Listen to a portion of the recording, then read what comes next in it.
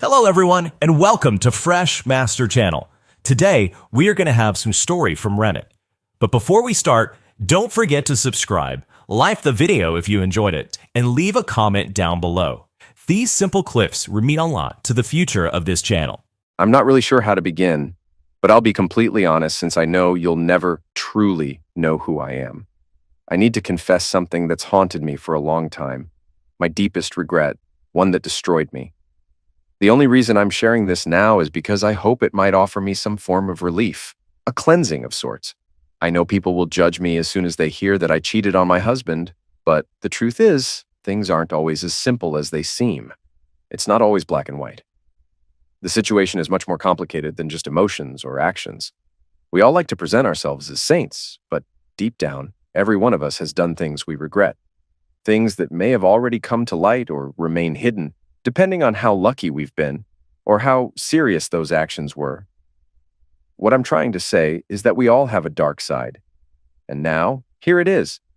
I'm a 32-year-old woman, and I've been married to the love of my life, Mark, for about a year now. He's 35. Mark and I have known each other for a long time, but we only started dating 3 years before we tied the knot. We met at a mutual friends party when I was finishing up my last year of college. From the start, we hit it off, and we kept in touch. Even though Mark seemed really into me from the very first moment we met, I didn't pay much attention to it because, frankly, I was used to getting attention from guys. I know that sounds terrible, but it's the truth. Now I'll get to the part that might sound even worse. But keep in mind, I want to be completely open. See, I've always been academically strong and had a charming personality. At least that's what people used to say. So in my family, I was often called the beauty with brains. Growing up, I was this overconfident, extroverted kid who always had something to say, even to adults. I liked to entertain them with my opinions, and most of the time they enjoyed it. But here's where things shift. I have a younger sister, Amy, who's 29. In contrast to me, Amy was always calm, dreamy, and frankly, a bit boring. She wasn't doing as well in school, and she played a flute-like instrument. I remember having to endure her practice sessions on Tuesday evenings and the occasional weekends during high school. But before you picture me as a high school bully picking on my younger sister, that's not how it was. I did sports, but I wasn't competitive about it. I'm just telling it like it was. The reality is my family and older relatives naturally focused most of their attention and praise on me while I was growing up. I was the star of the show. I admit, I enjoyed it.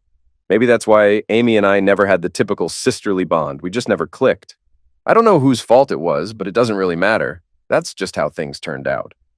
As we grew older, I started noticing that the spotlight I once had was starting to shift a little. Amy started showing up more in family activities. She'd go to our nephew's baseball games, take our youngest niece to swimming practice, and even help our grandparents with groceries or with the garden. I didn't mind. After all, she had her own relationship with the family. But it wasn't something I was part of. Then, one evening at dinner, I heard the family joking about how Amy was always so effortlessly kind to everyone, and it really rubbed me the wrong way. Over time, I saw it more and more. Nobody was complimenting me on my achievements anymore, nor did anyone comment on how pretty I looked like they used to. That may sound strange, but you have to understand that I loved that attention. It was important to me. No one even used the nickname our grandpa gave me, something like Pretty Brainiac. That's when the resentment started. I became jealous as I saw my relatives gradually gravitate toward Amy. I did everything I could to outshine her. I made sure that every decision I made, every step I took helped me shine brighter than she did. I pursued a law degree and became a paralegal, while Amy went into teaching at a kindergarten because she loved working with children. I moved out of the house to stay at a dorm for college, while she stayed with our parents. In terms of career choices, I was ahead, but she grew closer to our parents because she was the one living with them and taking care of them. That was the dynamic. I valued my independence, though, because it gave me freedom. It made me appear strong and self-sufficient, someone who could support herself financially while being respected in my career. During college, I attracted a lot of male attention. But when Mark showed interest in me for the first time, I didn't think much of it. I was on the brink of graduation, with the future wide open in front of me.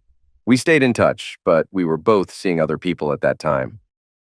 On my 28th birthday, my friends threw a party for me, and by chance, Mark was invited by some of our mutual friends.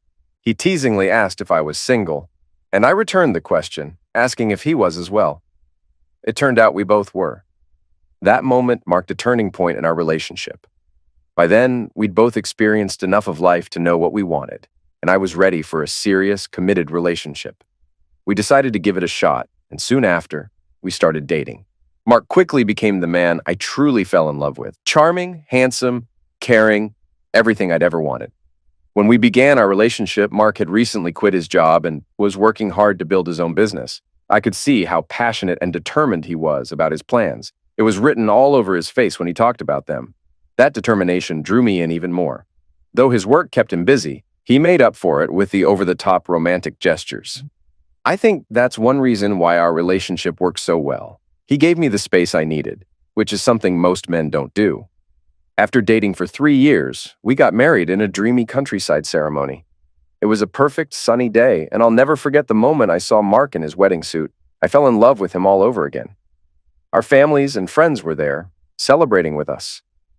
I vividly remember Amy sitting there, happily cheering for me during the dinner.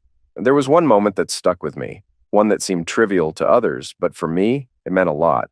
Someone jokingly asked her about her love life, asking if she had a secret boyfriend. With a sad expression, she said she hadn't found anyone special. As far as I know, Amy had never had a boyfriend or anyone romantically involved with her.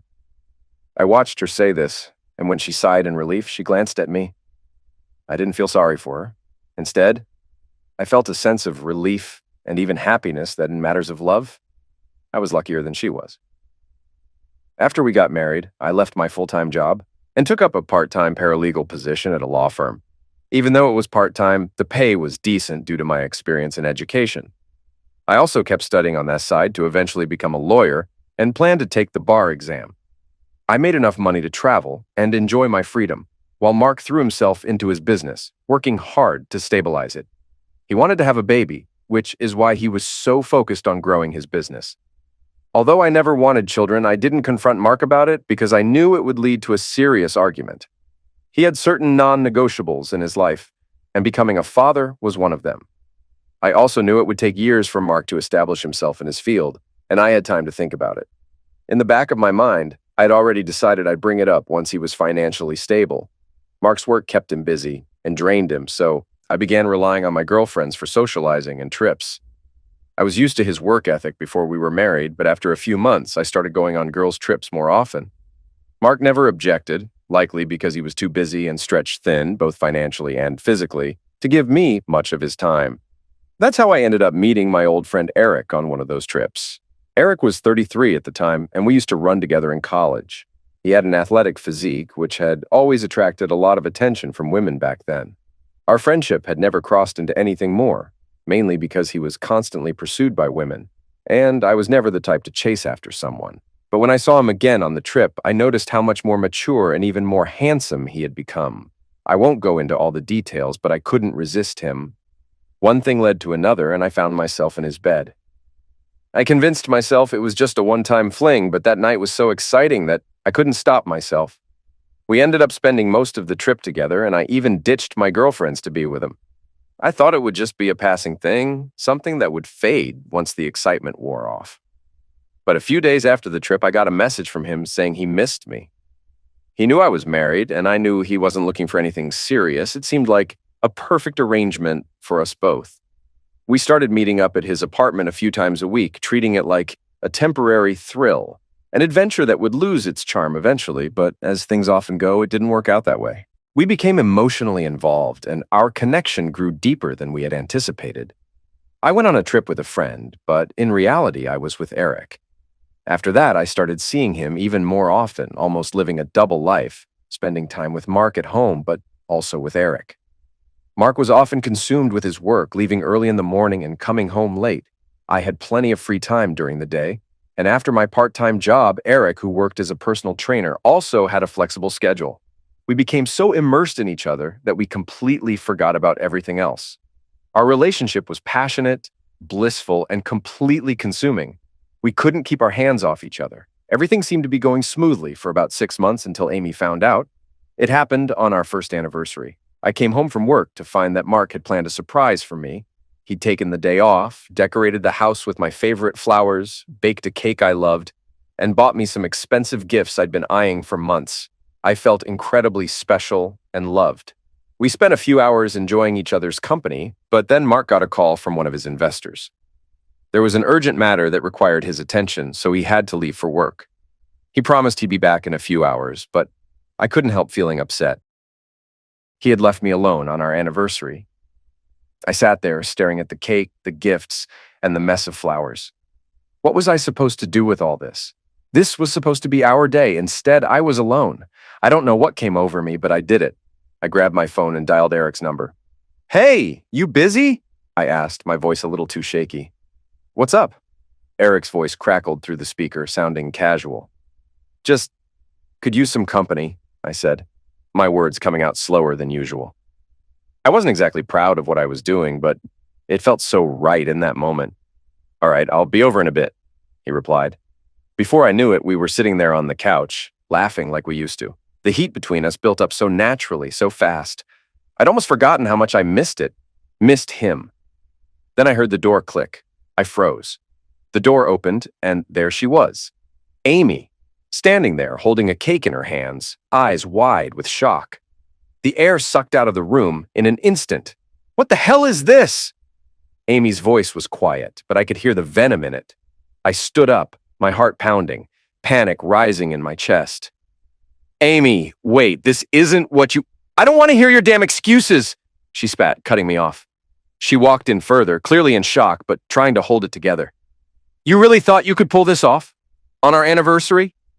Eric was already scrambling to get dressed, not a word passing between us.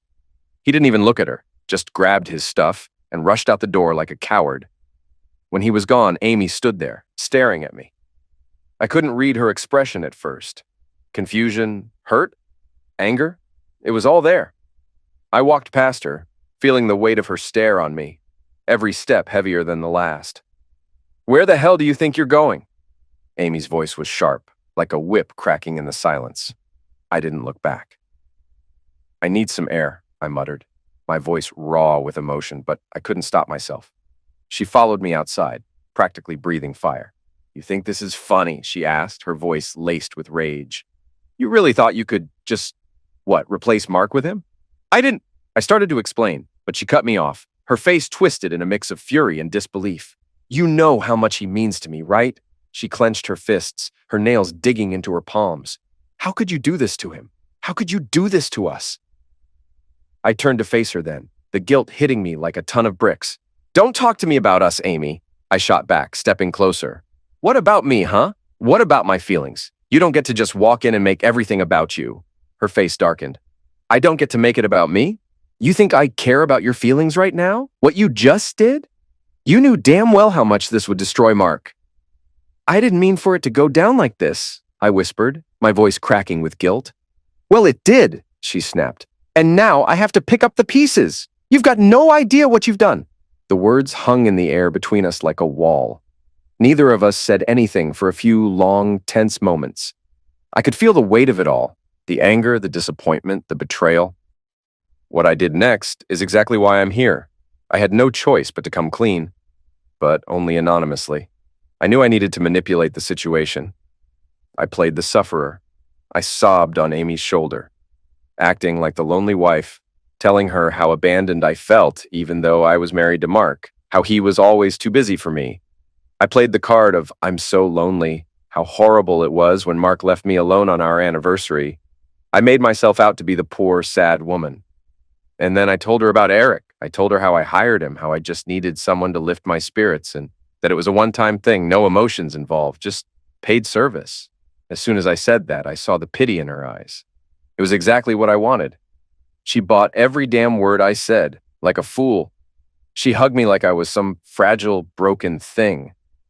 "Mark feels guilty for leaving you alone again," she said. "That's why he asked me to be here." I nodded like I was just an innocent bystander playing the helpless wife. But I knew I had to keep up the act. She wasn't stupid, but I knew her well. She wouldn't question me if I could just keep her feeling sorry for me. Then she went to Mark's office to pick up the spare key to our house, just to surprise me.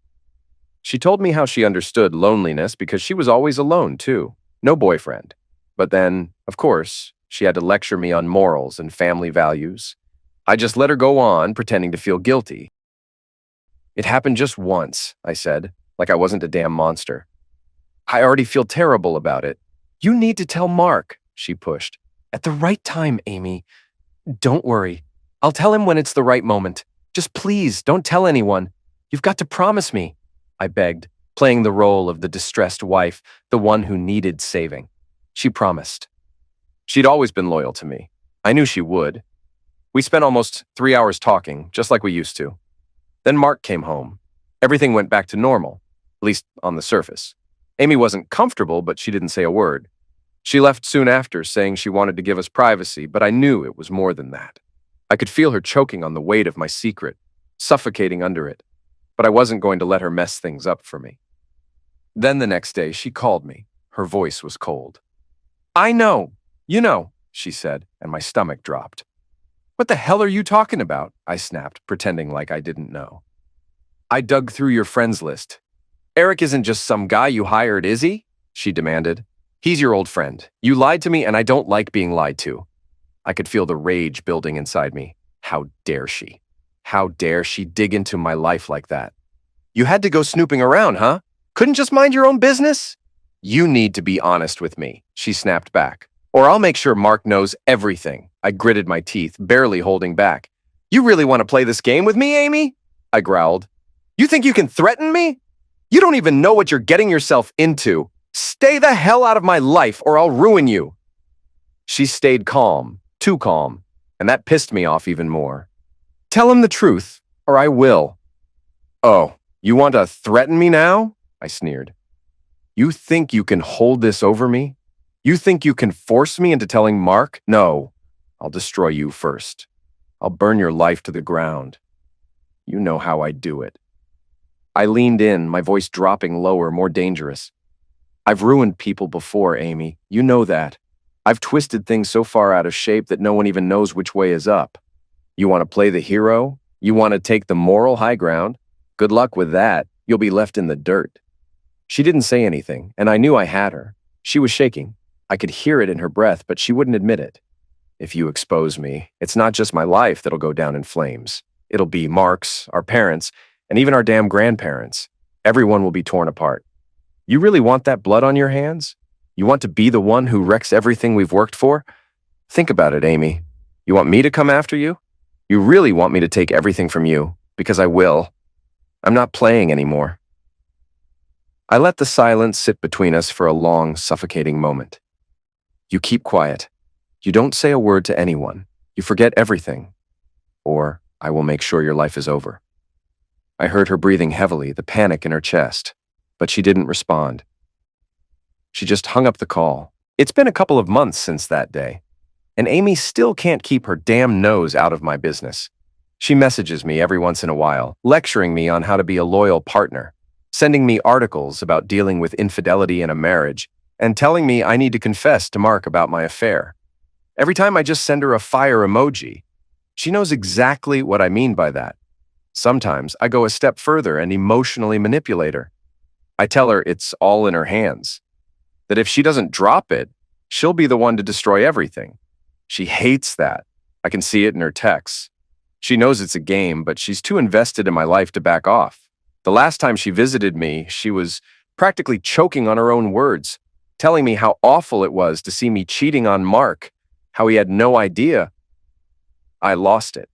I got so damn mad at her, I couldn't even think straight. Why the hell did she keep poking around in my life? Why couldn't she just mind her own business? I snapped. I'm still seeing Eric, I said, staring right at her, making sure she knew I meant every word. You can do whatever you want, Amy, but no one will believe you. No one cares. Her face went pale, but I didn't give a damn. I was done with her trying to act like the moral compass in my life. You can lecture me all you want, I sneered, but you've never had love in your life, and you're the last person qualified to talk about relationships. I could see the hurt in her eyes, but it didn't matter. I didn't need her advice. I didn't need her interference. This morning, though, everything changed. I was at work, deep in a meeting, when I got a call from Amy. I answered quickly, but the first thing I heard made my heart drop. Amy and Mark were talking. I knew exactly what was going on. She had put the call on speaker, and Mark's voice came through loud and clear. I felt the floor drop out beneath me. Amy told Mark she'd told him everything. I panicked, my heart racing. No, no, that's not true, I yelled into the phone, but I knew it was too late. Amy was already apologizing to Mark, sobbing on the other end. She was crying, saying how sorry she was for keeping my secret for 2 months and how she couldn't carry the burden anymore. I felt my chest tighten. Amy, stop. I'll explain everything. Just come home or tell me where you are. But she wouldn't listen. Instead, I could hear Mark consoling her, telling her it would be okay, as if I wasn't even there, as if my words didn't matter. The sound of their crying echoed in my ears. Every plea, every sob fell on deaf ears, and they were ignoring me, shutting me out. The call cut off, just like that. I tried calling back, over and over, but nothing. I couldn't reach either of them. Panic set in as I dialed Mark's office number, but there was no answer there either. I knew I had to get to them. I rushed to Mark's office, but he wasn't there. No surprise there. He was probably at home talking to Amy, trying to piece everything together. I called my mom, hoping to hear something that would calm me down. But Amy wasn't there either. Mom said that Amy had told her she'd be home late, but that didn't make sense. Amy always keeps our parents in the loop. She was never the type to just disappear. I know my mom would have heard from her if everything was fine, so now I'm just waiting. It's getting late, and I'm growing more and more restless by the hour. I'm losing it. I need answers, but I don't know what to expect. I don't know what the hell Amy told Mark or how he's going to take it. I just know I'm on the edge. The not knowing is worse than anything. And now I'm here, typing this out, just trying to keep my head together as I wait for the storm to hit. Update. It's been almost 2 years since that D-Day. The day everything crumbled. I still remember the suffocating panic, searching for Mark and Amy, calling their phones, checking every place I thought they could be. But they were ghosts, nowhere to be found. I tried to distract myself, tried to get a grip, but it was pointless. Cooking for Mark was just something to do. I wasn't even paying attention to the food. My mind was running 1,000,000 miles a minute, thinking of every possible way to explain myself, to get him to understand. Then Mark finally came home at 10 p.m. I heard the door open and I rushed to him, throwing my arms around him. Mark, please, please, I swear I can explain everything. Whatever Amy told you, it's all a lie. Just listen to me, please. He didn't move, didn't hug me back. He stood there, cold as ice, staring me down. I felt the chill crawl down my spine. You think you can talk your way out of this, huh? His voice was sharp, cutting. You think you can lie your way through this? Let's see how you talk your way out of this. He tossed his phone on the table, and my stomach dropped when I saw the screenshots, the conversations, every single one. How I begged Amy to keep my secret, how I manipulated her, the threats, the lies, the bullshit. He didn't raise his voice. He didn't yell, but the way he looked at me, cold and disgusted, it felt worse than anything. You blackmailed her to stay quiet, Laura. You made her complicit in this mess. What part of that do you not get? I didn't blackmail her. I just told her to keep it between us. Shut up! Mark cut me off, his voice spitting with contempt. You think I'm stupid? You think I don't know what you're doing? Manipulating everyone, lying, threatening. You're a piece of work. I swallowed hard, my throat tightening. There was no escaping it now. The truth was out. Don't try to spin this, he spat. It's not just physical, is it? It wasn't a mistake. You were screwing him every damn day. You loved him, didn't you? I couldn't speak. I couldn't breathe. Mark wasn't just angry. He was shattered. Tell me I'm wrong, he pressed, stepping closer, looking down at me like I was nothing. Tell me you didn't fall in love with him. Tell me it was just about Zex. But I know the truth, Laura. I know the whole damn thing. I tried to say something, but I couldn't. My mind was spinning, every word I'd said, every lie I'd told, hanging over me. He knew everything. He pulled out his phone again, his fingers swiping across the screen like he had all the time in the world. Here's the cherry on top, sweetheart, he said, his tone mocking, cruel. All those sweet little texts you sent him. You told him you loved him, didn't you? You told him you wanted him. You didn't just screw him, Laura. You gave him your heart. I felt my legs give out, my knees buckled, and I collapsed onto the couch. He showed me the messages, the love, the lust, the things I'd said to Eric, the things I'd never thought Mark would find. Mark, I was lonely. You were never here. It was just physical. There were no feelings involved, I stammered, but I knew it was useless. He sneered, shaking his head. Do you hear yourself? Are you really trying to sell me that crap? You didn't just screw him, Laura. You gave him everything. You told him you loved him, just like you're telling me now. But you don't get it, do you? You don't love me anymore. You just wanted the idea of love. I choked on my words. He was right. I had lied to myself, too. You're pathetic, Mark said, his voice colder than I'd ever heard. You couldn't even keep it together for 1 damn year. And now you want me to buy this sorry excuse for an apology. I'm sorry, Mark, I said, my voice breaking. I'll do anything to make this right. I swear I love you. I need you. We can fix this. We can be a family again. Just don't leave me. Mark let out a humorless laugh. You think, after all this, I'm just supposed to forget? You think I'm that dumb? I'll change, Mark, I promise. Just don't leave me, I pleaded, stepping toward him. But he stepped back, his eyes hard and unforgiving. I've made my decision, Laura, he said, his voice ice cold. I'm filing for divorce. No, I gasped, reaching for him. Mark, please don't. We can fix this. We can have a fresh start, a baby, a life, everything we dreamed of. Mark glared at me like I was nothing but a broken record. Don't give me that. I'm done listening to your lies. You ruined everything. Don't think I'm going to forgive you just because you want to play happy family again. I grabbed his arm. Mark, please don't go. We can fix this. I love you. Don't leave me. We'll have kids. We'll make it work. I swear it'll be better. Don't go, Mark. Don't. Mark yanked his arm free. You don't get it, do you? I'm not stupid. You had your shot and you blew it. I'm done with you. I stood there, my chest tight, my heart in pieces. No, please. Please don't leave me like this. He walked toward the bedroom, shoving his stuff into a bag. I stood there, begging, crying, watching him pack. I couldn't believe it. I couldn't believe this was happening. Mark, please, we can make this work. I'll do anything. Anything, I whispered, but he didn't even look at me. He just kept packing. When he was done, he turned around, looked me in the eyes, and said, You stay here. I'm leaving. You're on your own now. I couldn't breathe. No, don't leave me. Don't go, Mark. Don't walk out. Please, please don't. But he didn't listen. He didn't care anymore. I'm done, he said, his voice flat. You ruined this. You're not worth fighting for anymore. I tried to hold him back, grasping his arms and legs, but he didn't stop.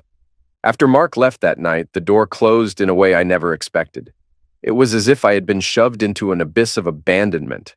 The emptiness of the house was suffocating. I couldn't describe it any other way. That silence haunted me, and I realized my life was beyond repair. For the first time, I truly understood how beautiful my marriage had been, and how recklessly I had destroyed it by taking it for granted. I cursed myself for exchanging a stable, loving life for fleeting, shallow thrills. The following weeks were nothing short of a nightmare. I felt like a shell of myself, barely existing. I withdrew from everyone, stopped going out, and shut myself off from the world. Eric called me several times, but I blocked him without a word.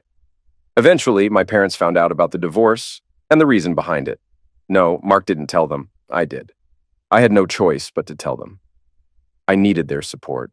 I knew I couldn't face this alone, and I also knew that no matter what, my parents would always have my back. When they learned about the affair, they were furious, especially since they loved Mark so much. He had always been well-liked in our family. Everyone adored him. They were ashamed of me, ashamed that their oldest daughter had done something so disgraceful. But over time, I managed to convince them, using my tears, that it had been a one-time mistake driven by loneliness. Eventually, they forgave me. My mom even stayed with me for a few weeks to help me get through it. She was frightened of how broken I looked, and she couldn't stand to see me suffer. Surprisingly, they didn't know that Amy had already found out, or that I had manipulated her into keeping the secret.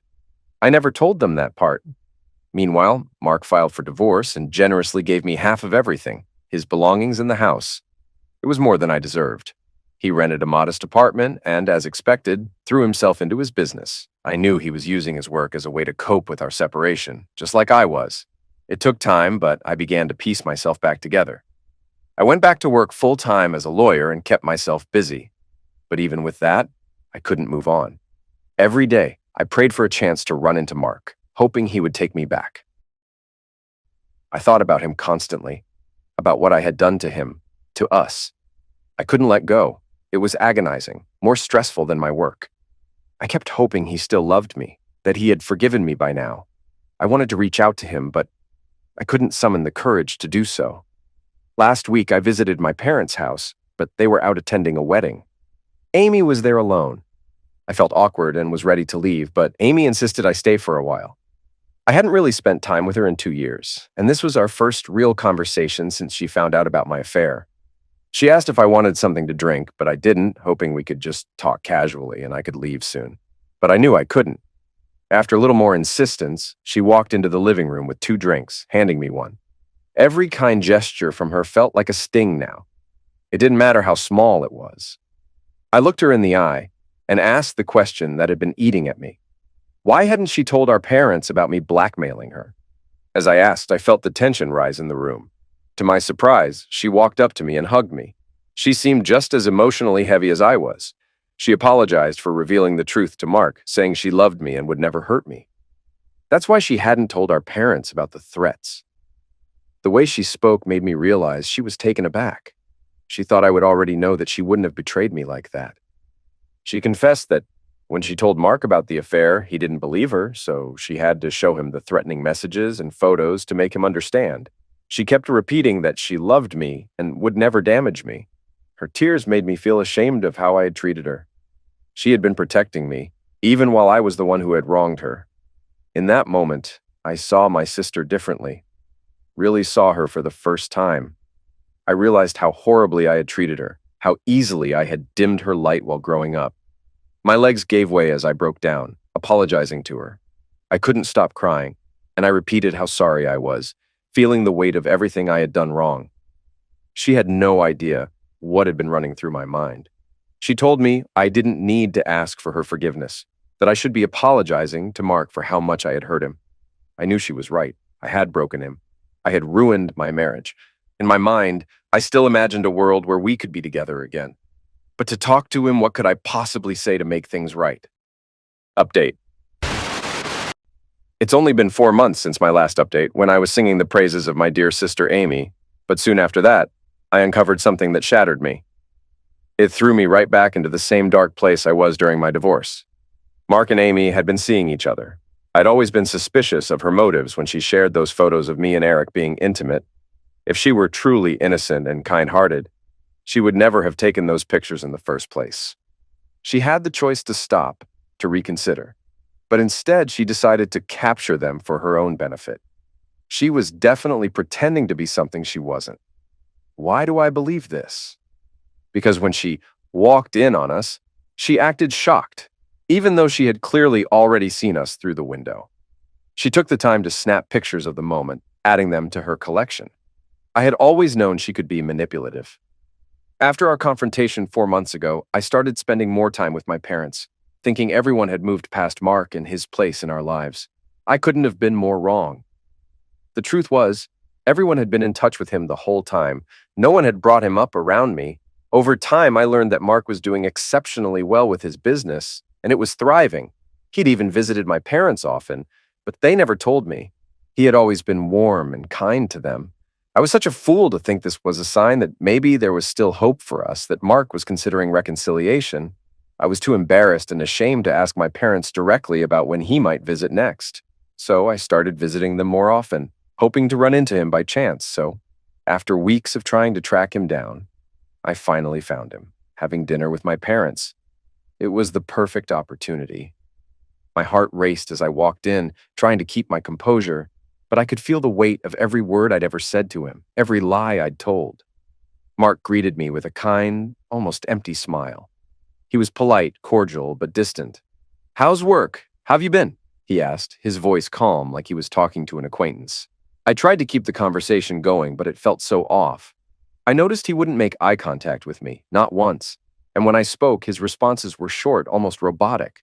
Something was different. I couldn't figure out why he was acting this way, why the man who once loved me seemed so detached. I watched him closely, trying to catch a glimpse of that old Mark, the man I knew, the man I used to know, but it wasn't there. After dinner, when he went to wash his hands, I seized the opportunity. I was desperate, willing to do anything to bring him back. I followed him down the hallway, my heart pounding in my chest. This was my chance.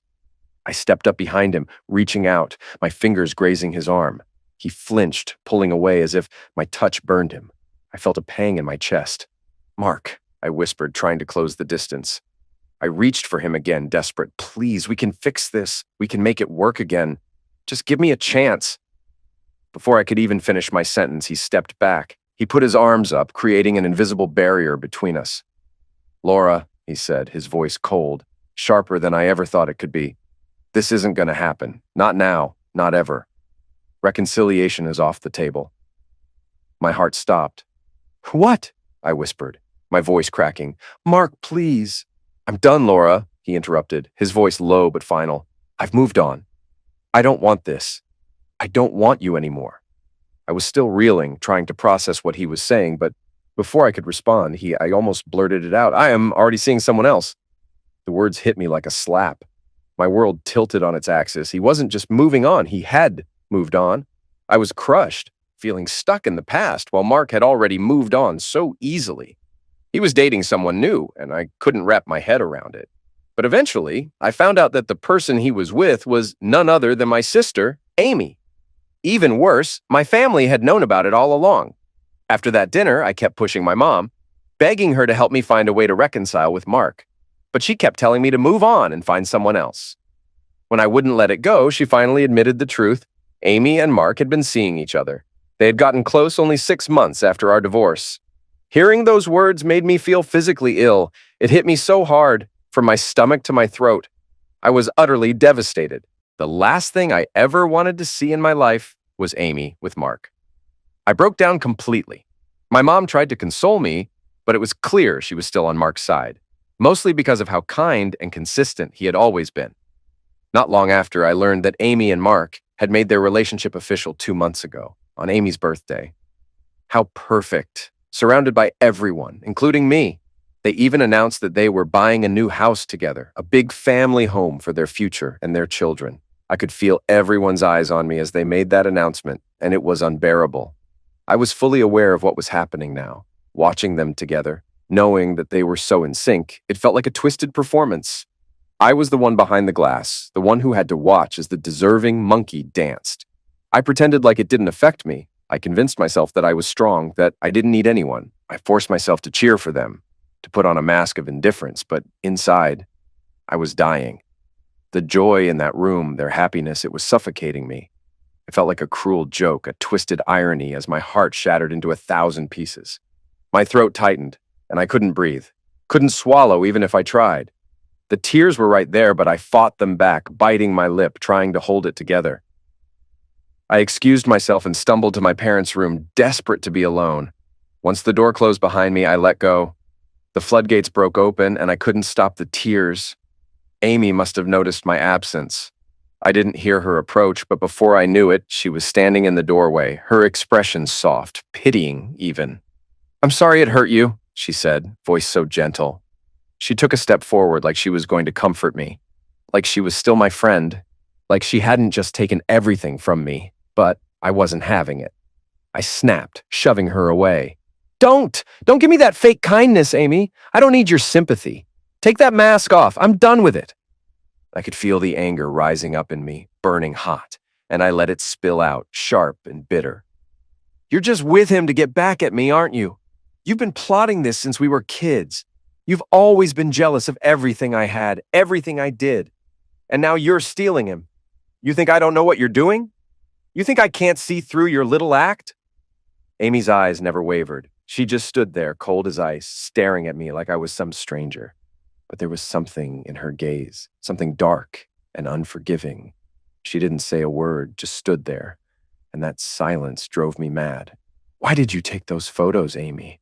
Why did you act so shocked when you walked into that room, when you'd already seen everything before? You were just waiting for the right moment to rub it in, weren't you?" Finally, she spoke. Her voice was steady, firm, no hesitation. "I love Mark, and our relationship isn't about revenge. It's not about you. It's about loyalty, something you wouldn't understand." Her words cut deep, but I wasn't done yet. "Loyalty? After everything you've done? After how you've twisted this whole thing? You're no better than me. She didn't flinch, didn't back down. Neither me nor Mark are vindictive or malicious, Laura. That's all on you. You ruined everything with your lies, your betrayal. She paused, her gaze piercing. And despite everything, I still love you. I never wanted to hurt you. I could feel the bile rise in my throat, and I couldn't take it anymore. Get out! I hissed. Just get out!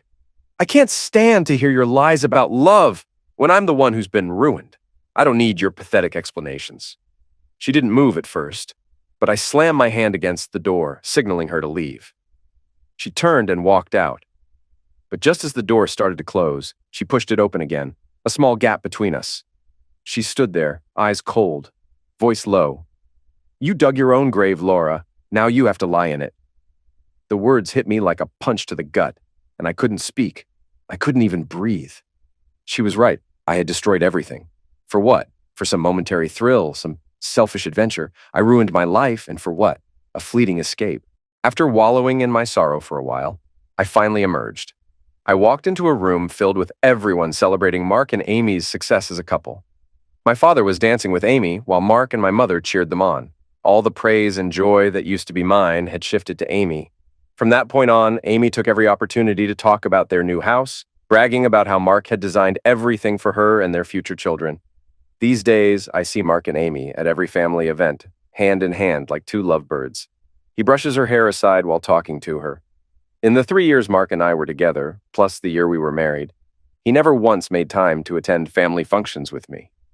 Yet now, they can't keep their hands off each other, and everyone in the family showers them with admiration for their newfound love and connection. Can you imagine that? And all I get is a smirk and raised eyebrows while people whisper behind my back, calling me a cheater. No one dares to say it aloud, but by pretending everything is fine, they accept it as if I deserve it. I tried confronting my parents, telling them that Amy and Mark were just putting on a show to get back at me. Instead of standing by me, they told me to go to therapy. They acknowledged that it must be difficult for me to see them so happy, but what choice did they have? It's heartbreaking to see Amy, someone I've always resented, standing beside the man I once loved. He doesn't deserve her. He deserves so much more than that. They glow with love while I'm left feeling empty. I desperately want to avoid them, but I can't deny that a part of me still holds on to the hope of winning Mark back. It eats me alive to watch them be so happy together. Every time I see Amy, I curse her in my mind, secretly hoping something will happen that will shatter their picture-perfect relationship. It's terrible, but I have to be honest here. I know you might judge me, but please try to see it from my side. I'm the sufferer in all of this, not Mark. He's getting all the love and respect while I'm branded a cheater.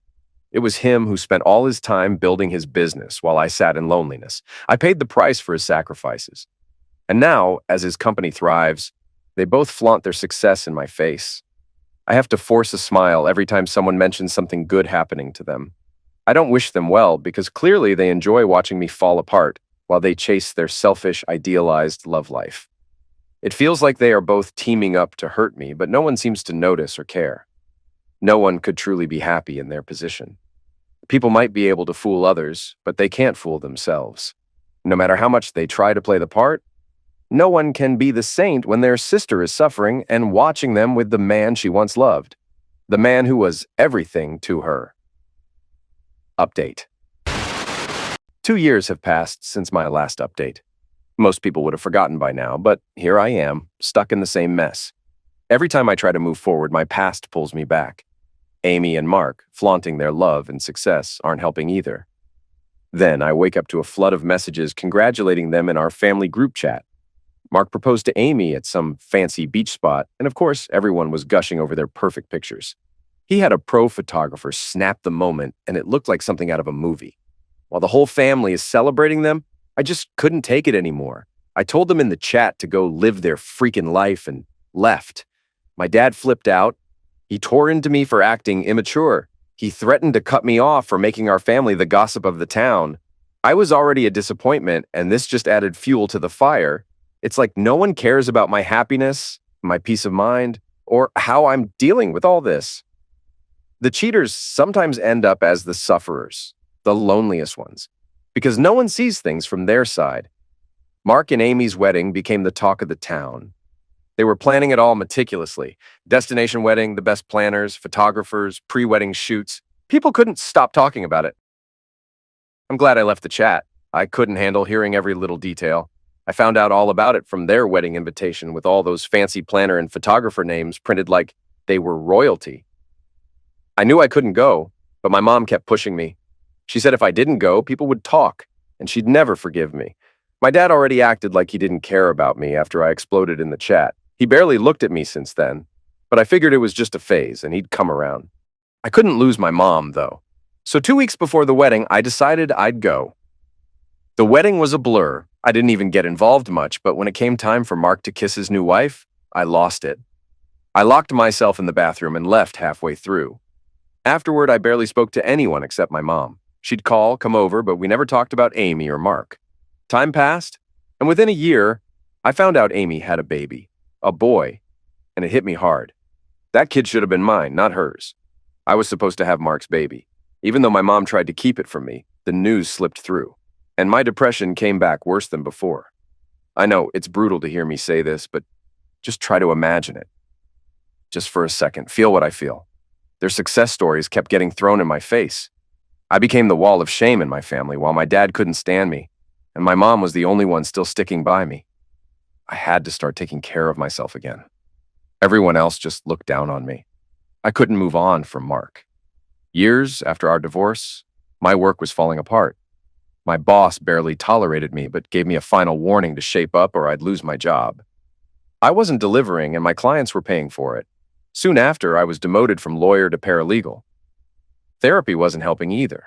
My therapist said she couldn't do much more for me. "Who's the real sufferer here?" she asked. "The only way to peace is reconciliation." I told her there was no way I could beg them for forgiveness after what they did. She took everything from me, I thought, but my therapist gave me two choices: suffer forever or make peace with them. I thought about it for weeks, and eventually I found myself standing at Mark's door. I have no idea what I was thinking, but here I was. They welcomed me in, but it felt fake. How could they? Amy was sitting there holding the baby while Mark was getting a bottle ready. I couldn't look at the kid without seeing both of them in his face. Watching them together feeding their baby broke me. I sound like a mess just writing this. But I told them I needed to make peace with them to move on. My voice shook as I told Mark I needed him to forgive me for cheating, and Amy for everything else I did to her. I went on about how badly my life's been since. I opened up, apologized, and just broke down, crying over my mistakes. Amy passed the baby to Mark and rushed to hug me. Mark said they forgave me a long time ago and never wished bad on me. I asked him to come with me to therapy to talk about the cheating with my therapist so I could finally move on. That's when the mood changed. They both looked shocked. Amy stared at Mark, waiting for him to say something. I could see it. She had him wrapped around her finger. How could he help me? He said he forgave me, but that was it. He said his family now came first. Amy and the baby were his family. I used to be his life. Now I'm nothing, I thought. I begged and telling him I needed help to get out of this depression and that he was the only one who could help. He looked at me, but his eyes were cold, distant. He didn't care. His stare was empty. He said he couldn't do anything more, just forgive me. I gave up my house, half my stuff without complaining. I lived in misery for 2 years rebuilding my life, he added. I cried and begged some more, but he looked irritated. He said he had to leave for work. He stood up and told me to go, saying, "It's nap time for the baby." I kept asking for help, but he dodged it. He kept saying we'd talk later, but he was in a rush for work and Amy was busy with the baby. I never thought I'd beg like this in front of anyone, especially Mark. But I was on my knees, pleading for him to help me get out of my depression, and it all just bounced off him. They must have gotten their revenge, and I bet they were celebrating it. I left their house feeling humiliated and tortured. My mind was all over the place as I drove home. I wanted something, anything, to crash into my car. My head was pure chaos. I spent the whole day crying, howling after getting home. I had to write this down. It was suffocating me inside. Some of you might call me a liar, a psycho, or a cheater who deserves all of this. Maybe I do. I may be all those things. But sometimes reality's uglier than fiction. I messed up. Yeah, I cheated, and I regret it deeply. But everyone makes mistakes. Some people get away with theirs, and some of us, like me, pay for it, maybe even for the rest of our lives. I regret what I did to Amy. I was wrong. I was cruel. But seeing her happy, her joy, it eats at me. I hate her more than I ever have. I may be more mature now, but I'm also more broken and way more jealous of her. I'm the black sheep of my family. The good things all went to my sister. I lost everything. I lost the love and respect of my family and Mark, the man I loved. I'll never have a child with him, the man who was once my world. Amy took everything from me, and I can't even scream about it. I'm the bad one, the cheater. Now I'm stuck, floating in an endless ocean, trapped in this glass bottle with no way out.